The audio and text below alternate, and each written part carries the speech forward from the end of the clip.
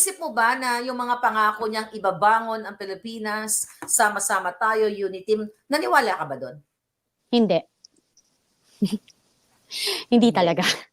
Kasi sabi ko nga Grabe, sa'yo, ngayon kapag lang tayo nagkakilala.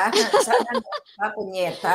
So, hindi, hindi ako kasi nagka nga, oh, alam na alam ko kung sino yung magiging parte, yung sa paligid niya. So, alam ko talaga. Actually, yung parang nasad nga ako na naging ka-team niya, si BP. Kasi kitang-kita ko doon yung paggamit. Kasi what's happening now?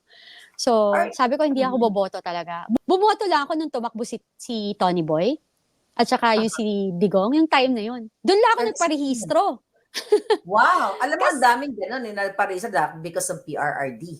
yeah, kasi, eto na nga, parang may kanya-kanya naman tayong opinion tsaka paniniwala sa politics. Pero kasi iba yung pag nakikita mo, meron talagang may liderato. Alam mo yung talagang alam mong paglalaban yung bayan. Ganun lang. Yun yung time na yun yung paniniwala ko eh.